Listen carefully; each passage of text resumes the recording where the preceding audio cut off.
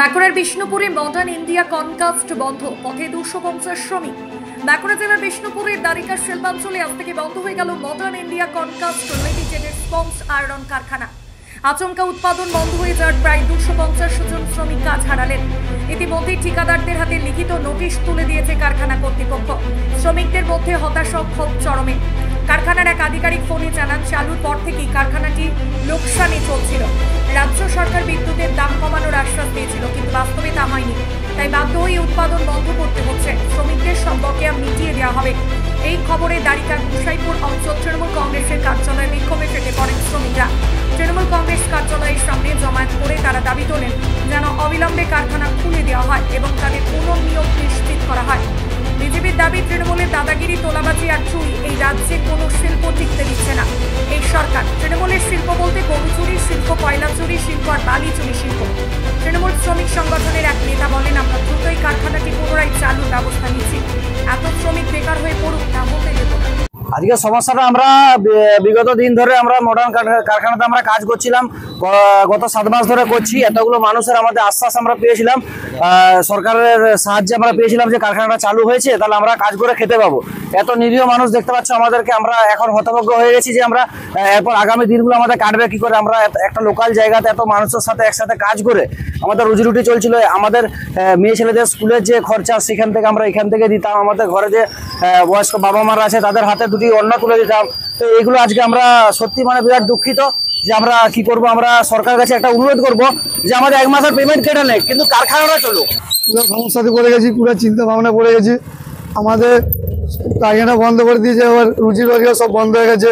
আমাদের ছেলেদের ভবিষ্যৎ নষ্ট হয়ে যাবে, ছেলেরা পড়াশোনা করতে পারবো না, বাবা মার মুখে অন্ন তুলে দিতে পারবো না।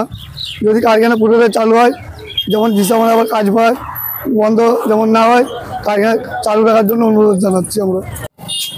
আমাদের দ্বারিকায় যে মডার্ন কনকাস্ট ইন্ডিয়া ফ্যাক্টরিটি ছিল, তার যে কন্ট্রাক্টর শ্রী মনোহর ঠাকুর একটি নোটিশ দিয়েছিল গেটে, যেটা আমরা শ্রমিকদের মারফত জানতে পারি যে 1 তারিখ থেকে প্ল্যান্ট বন্ধ থাকবে। মানে যারা শ্রমিক কাজ করত শ্রী মনোহর ঠাকুরের আন্ডারে, তাদের কাজ বন্ধ থাকবে।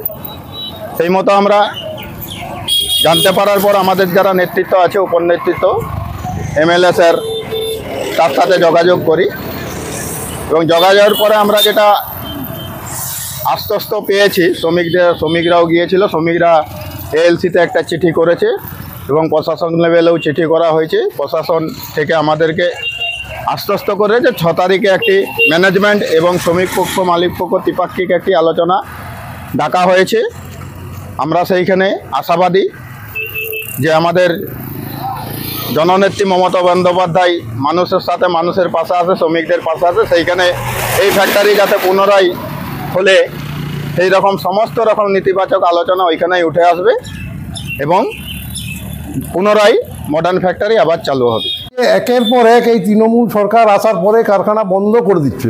হ্যামকো বন্ধ করে দিল, বাসবি বন্ধ করে দিল, রোহিত বন্ধ করে দিল, আজ মডার্ন বন্ধ করে দিচ্ছে। আজ মডার্নের 250 শ্রমিক ছিল, সেই 250 শ্রমিক যে বেকার হয়ে গেল। এই যে রানিং সরকার, তাদের কোনো চিন্তা ভাবনা নেই। কারখানা চলার জন্য যে সকল মালিক পক্ষকে সুযোগ দেওয়া উচিত, এই সরকারের চিন্তাভাবনা সেটা নেই। দেখুন, তৃণমূলের সরকারে যেসব শিল্প চলে, সেই শিল্পর মধ্যে এই শিল্পগুলো এটা ঠিক পড়ে না। এখানে গরু পাচার শিল্প, বা বালি চুরি শিল্প, কয়লা পাচার শিল্প, জঙ্গলের কাঠ পাচার শিল্প, এইসব শিল্পর মধ্যে তৃণমূল সরকারটা এর উপর ডিপেন্ড করে চলছে।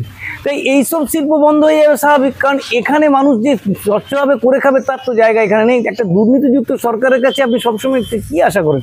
যে মানুষকে সবসময় বিপদে চালিত করেন। তাহলে আপনি বলুন যে একটা শিল্প কোনো রকমে চালু করেছিল, তারা আশা করেছিল যে এখানে রাজ্য সরকার তাদেরকে সাহায্য করবে। এখানে বড় বড় নেতা নেত্রীরা, এমএলএ থেকে এরা সব বড় বড় কথা বলেন, ওখানে জেলা পরিষদের মেম্বার টেম্বার, তারা কী করলেন এই 250 শ্রমিকের জন্য?